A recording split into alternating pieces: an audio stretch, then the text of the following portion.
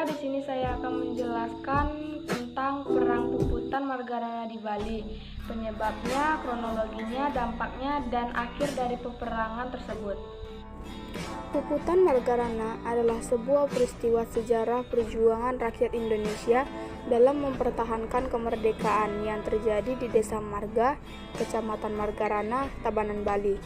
Perang Puputan Margarana terjadi pada tanggal 20 November 1946 antara pasukan Indonesia melawan Belanda. Penyebab mengapa terjadinya Perang Puputan Margarana.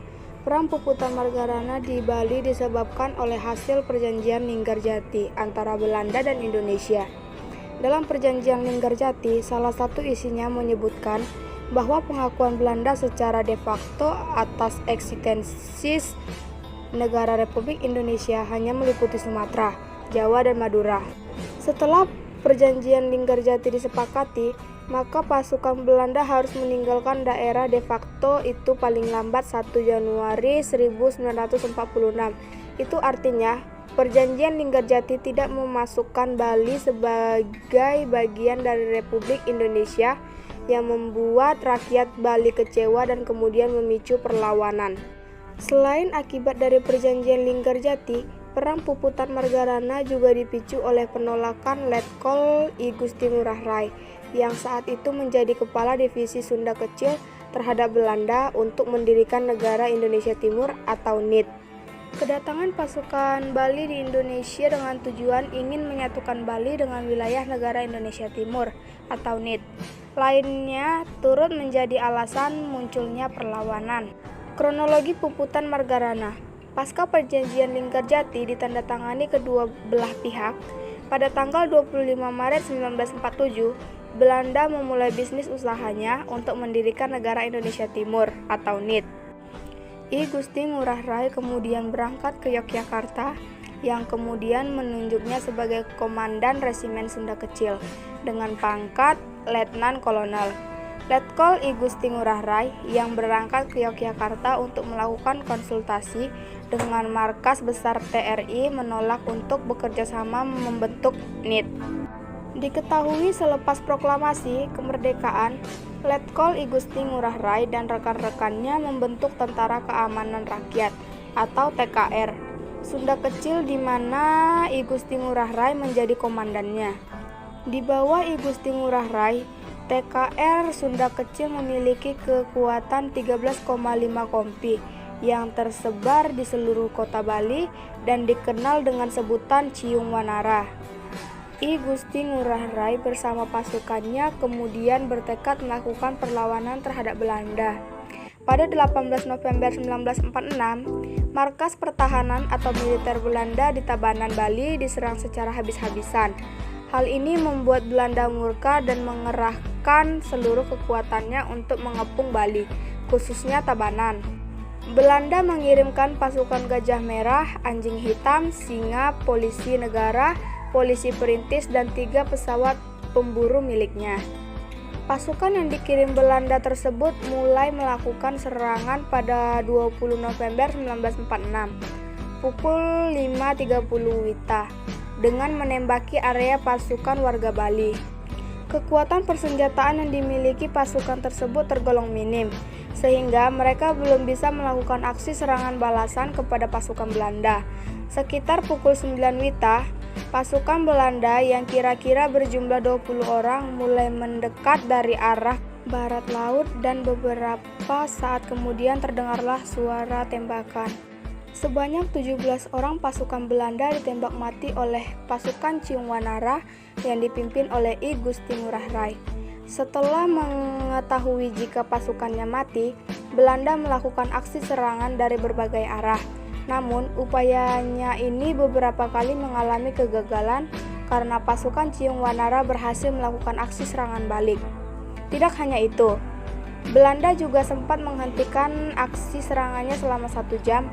Beberapa saat kemudian, Belanda kembali menyerang dengan mengirimkan pasukan serta pesawat terbang pengintai, kira-kira pukul 11.30 WITA. Serangan ini kembali berhasil dihentikan oleh pasukan Ciung Wanara. Akhirnya, Belanda dan pasukannya mundur sejauh 500 meter ke belakang untuk menghindari pertempuran. Kesempatan ini digunakan oleh I Gusti Ngurah Rai dan pasukannya untuk meloloskan diri dari kepungan musuh. Dalam perjalanannya meloloskan diri, tiba-tiba Belanda mengirimkan pesawat terbang untuk memburu I Gusti Ngurah Rai bersama pasukannya. Untuk terakhir kalinya, I Gusti Ngurah Rai menyerukan puputan yang berarti habis-habisan. I Gusti Ngurah Rai bersama pasukannya bertempur melawan Belanda hingga titik darah penghabisan. I Gusti Ngurah Rai dan 1372 pejuang Dewan Perjuangan Republik Indonesia Sunda Kecil gugur dalam Puputan Margarana. Dampak terjadinya Perang Puputan. Akibat kekalahan pasukan I Gusti Ngurah Rai pada Puputan Margarana, Belanda semakin mudah dalam melaksanakan tugasnya untuk mendirikan negara Indonesia Timur atau NIT. Dalam peristiwa heroik itu, I Gusti Ngurah Rai dan 69 anggota pasukannya gugur akibat serangan tentara Belanda. Sedangkan di kubu lawan, sekitar 400 orang tewas dalam peperangan itu. Namun, rakyat tidak berhenti berjuang karena usaha Belanda kembali gagal setelah Indonesia kembali menjadi negara kesatuan pada 1950. Hal ini karena pada 8 Maret 1950, pemerintah RIS dengan persetujuan DPR dan Senat RIS mengeluarkan Undang-Undang Darurat Nomor 11 Tahun 1950 tentang tata cara perubahan susunan kenegaraan. Dengan undang-undang tersebut, maka negara-negara bagian atau daerah otonom seperti Jawa Timur, Jawa Tengah, dan Madura bergabung dengan RI di Yogyakarta.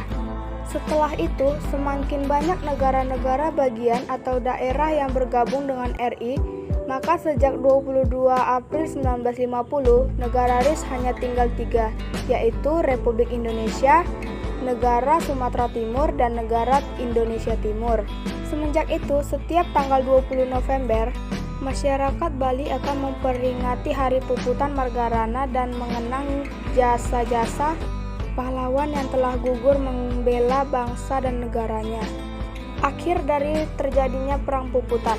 Pada 20 November 1946, di desa Margangurah, pasukan Rai dan pasukan Belanda bertemu sampai akhirnya terjadi pertempuran yang sulit.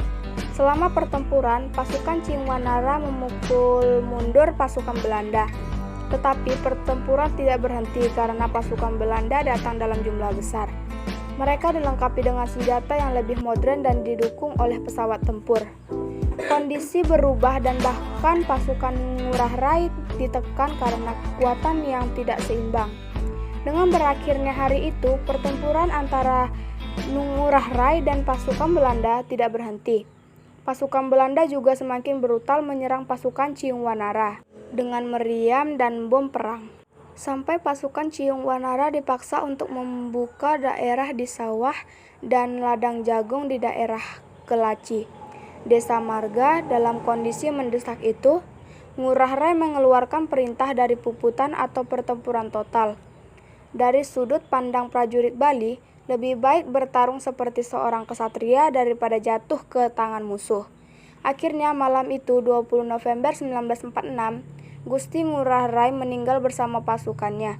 Acara ini kemudian direkam sebagai acara Puputan Margarana.